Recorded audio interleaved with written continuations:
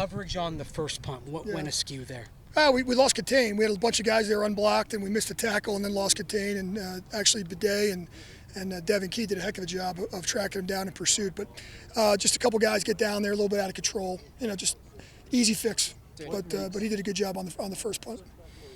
Yeah, no, you're good. What makes good punt coverage? Is it everyone kind of getting down there? What exactly makes good punt coverage? That's a heck of a question. I'll try. It's a long answer. I'll try to make it a Cliff Note answer for you. But basically, just leverage. The two most important things in coverage are not ending up behind the returner. Sounds like easier said than done, and the leverage and keeping the ball inside and in front of you. And you could see on that one play we had a guy come down kind of out of control, missed a tackle, and everybody got bunched up in the middle there, thought he was going to be on the ground. So, there's always got to be an edge setter, a contained player, just like defense.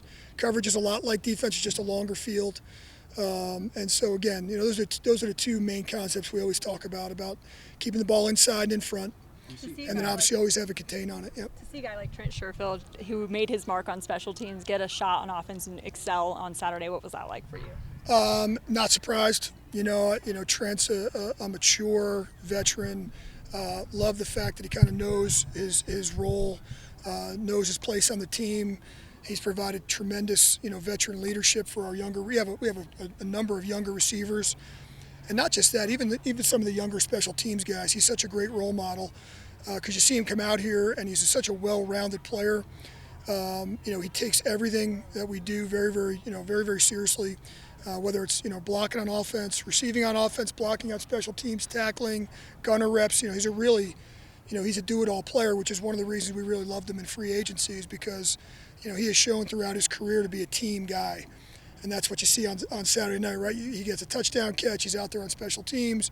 He's blocking in the run game. He's helping the young guys. So just a really, really, to me, I know I'm new around here too, but I would tell you that he's a wonderful addition to this locker room. Yeah, you talked about how do you teach consistency? I'm talking about your rookie punter. He's had some of the best punts we've seen out here, and then some that weren't so good. How do you teach consistency? Yeah, it really with punting and kicking, a lot of it just comes down to technique, and a lot of that just comes. You got to remember, there's a lot of nuances to the punting game.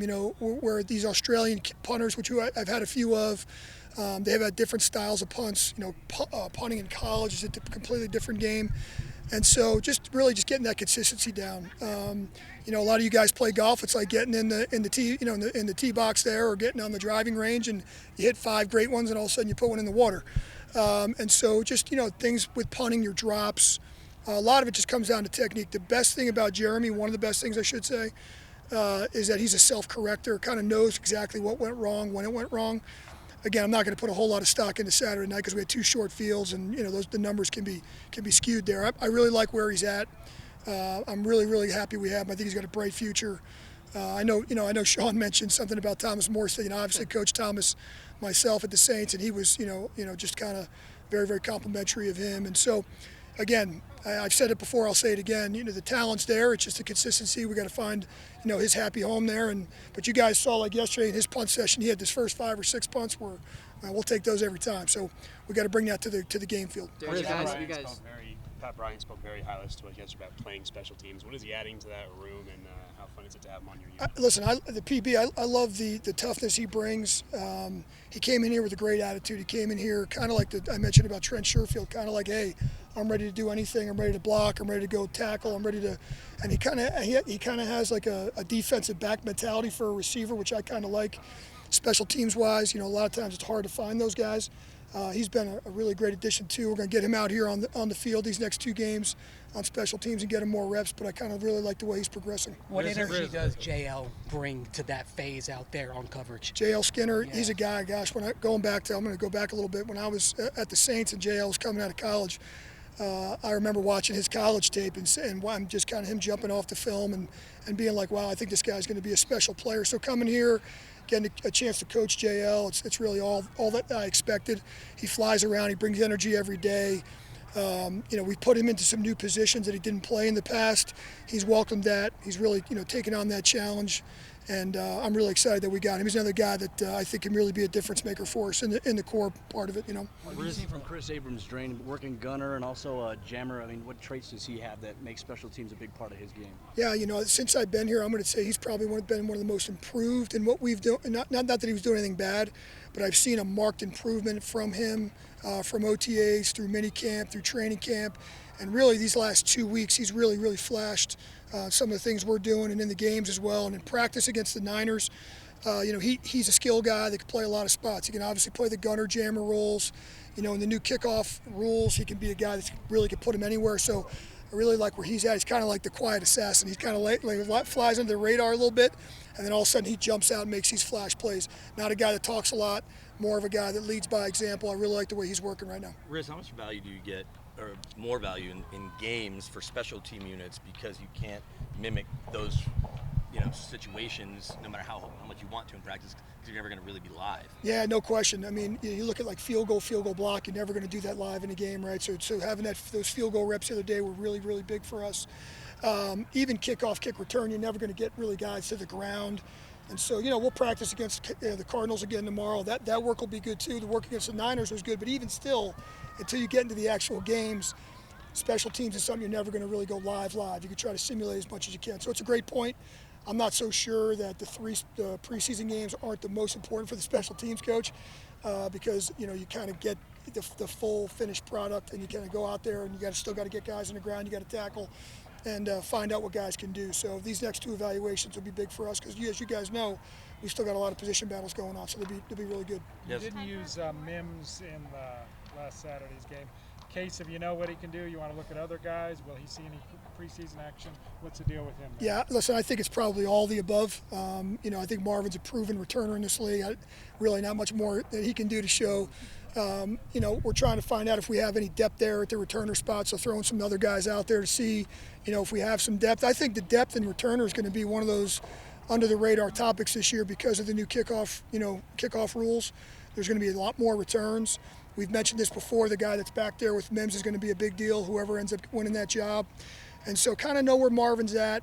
You know, I know he played some on offense. You know, if we have some situational things that come up, maybe some fair catches inside the 10, things like that, where he can get some work, great, but I really don't need to see him in the open field. In that vein, now 1 week into the preseason, having been involved with crafting the modified kickoff, what are your kind of first observations on how that's going over so far? I would say great first week. You know, kind of what we expected. There was about an 80% or so return rate.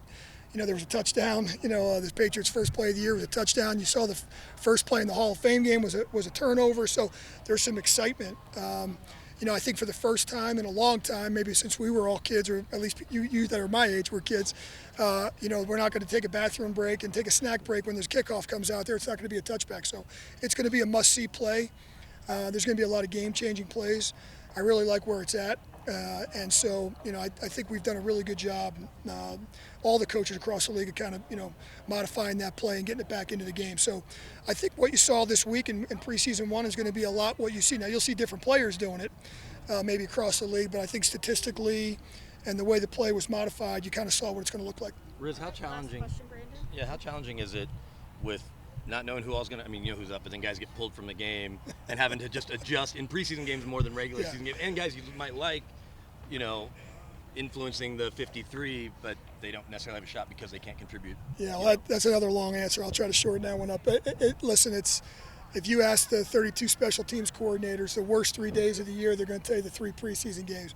And it's only because of the organizational part of it. You know, I love the evaluation part of it, but you're trying to get so many guys in. You're trying to get, you know, and you saw we had to get some guys running out late. Guys are in and out of offense, in and out of defense, in and out of special teams. So it's definitely an organizational challenge.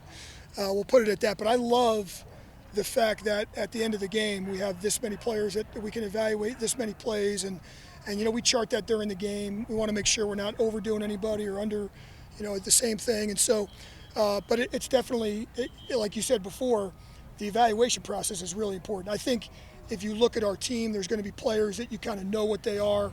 There's some guys that didn't need to see a whole lot of. And then there's going to be some guys, the rookies, maybe some of the new guys that you want to see more of. And so, you know, that's the challenge every week. And you never know how the game's going to go. So like last week, we had a bunch of kickoff. We had a bunch of PAT field goal. That's a good problem. You always want to have that. We didn't have a lot of punts. We didn't have a lot of kick returns. And so, the game played out, very well for us. But from a special team standpoint, the evaluation part. So you're hoping that throughout 3 games it kind of gets balanced out. You can get to look at a bunch of guys. That's why I think some of these practices are good too against other teams, the Niners and the Cardinals. You can evaluate some of those guys too. So that's definitely the challenge for myself and the special teams guys around the league. So, but I'm not going to lie to you. When the last preseason game is over, and that sheet goes from 90 to 53, it's a little bit easier for the organizational part of it. So anyway.